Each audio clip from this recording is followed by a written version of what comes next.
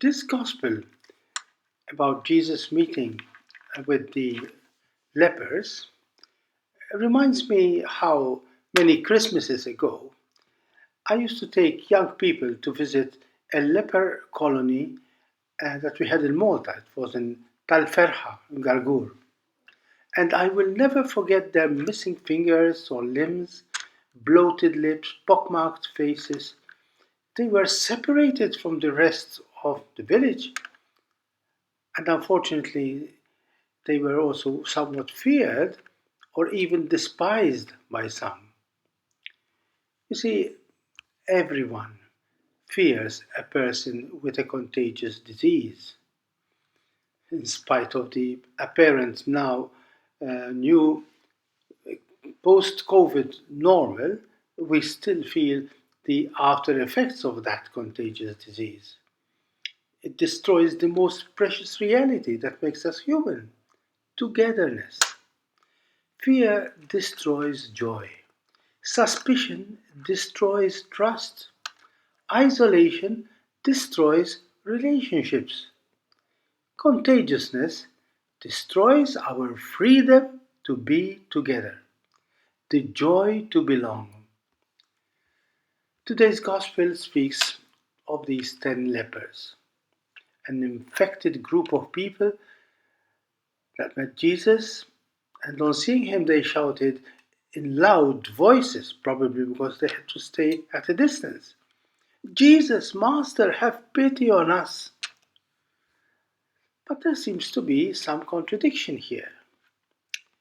Each one of the lepers is contagious for those close to him, yet they are a group.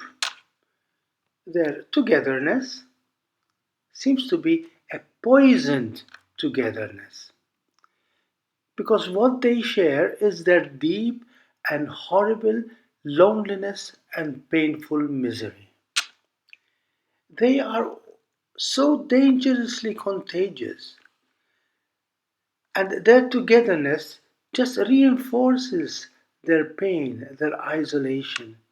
It is a false togetherness. There is no joy in their toxic companionship. What brings them together is the fact that they are all feared. They are all rejected by the rest of the community. It is misery and despair that brings them together, and not love. Which makes me think of a similar misery we constantly experience in our so called progressive society. We are increasingly suffering from a collective and highly contagious, infectious disease. Its name is no longer leprosy, its name is selfishness or self centeredness.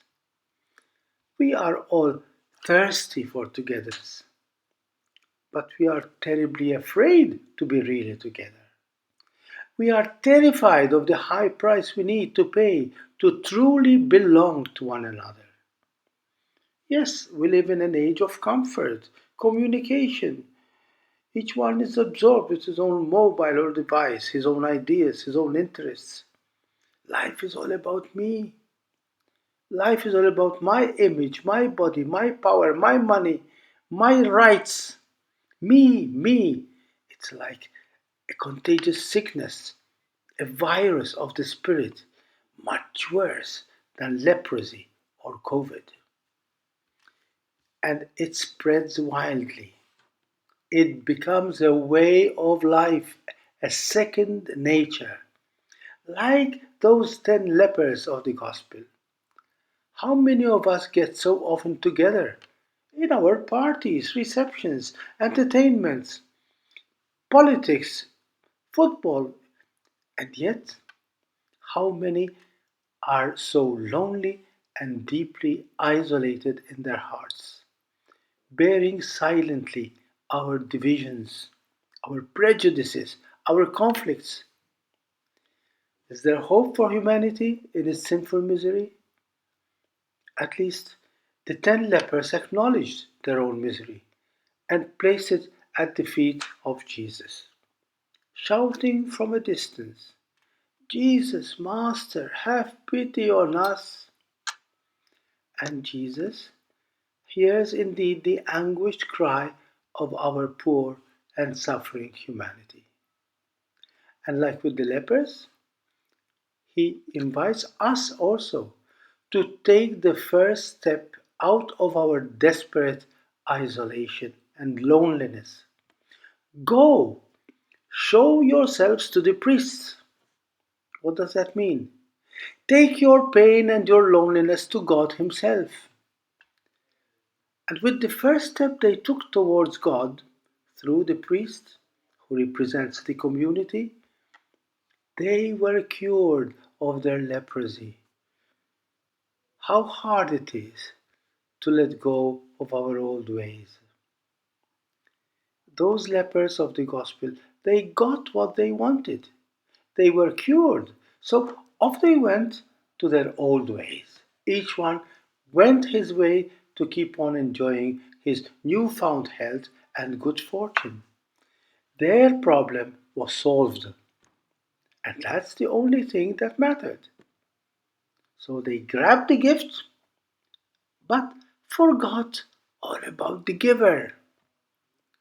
For each one of them, it was yet again and yet once more all about me. Only one of them stopped on his way and turned back to Jesus.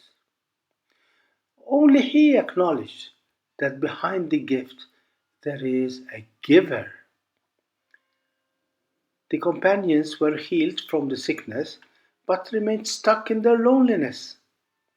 He who was a Samaritan, and you know what that means?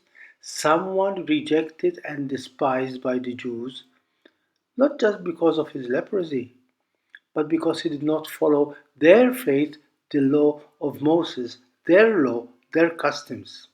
He was not one of them. Jesus was overjoyed to see the one who was rejected coming back to him. And he could not help ask, 10 were healed. Where are the other 9? What about the others? There was one big difference between him and the others. It was his ability to say thank you. He was able to go beyond the gift, to discover, love, and embrace the giver. He who was considered to be an unbeliever, an infidel, was in fact the only believer, the only faithful one. He did not just grab the gift and walk away with it, but forgot all about the gift and was transformed because he had finally met the giver. He was the only one to be delivered, not just from the physical sickness, but from his contagious isolation and loneliness. He was delivered from his self centeredness that locked him up in his own pain and self pity, and discovered that this was not all about him. This was about someone else who was the source of his joy and real life and health. This is the power of being able to say thank you. This is the only way to be free from one's own self centeredness, the real freedom that Jesus has come to give us. He came to draw us out of our self imposed isolation, to discover the real, the deepest joy we can experience. The loving togetherness that makes us one in God through Jesus. Believe me, if selfishness is the most contagious of infections, love and gratitude can be much more contagious. Being one with God and with our brothers and sisters is the most fulfilling and lasting joy we can ever experience. But on one condition, that we do not stop at the good things we need to survive. but discovered the marvelous giver with a capital G, who is the only source of true life. All we have to do throughout the thick and the thin of life, in good, in bad times, is simply to turn gratefully to God and say, "Thank you." Then we will discover that the joy of these two words, "thank you," is far more contagious than the leprosy of self centeredness that is destroying humanity. Because those two words make us feel that we truly belong.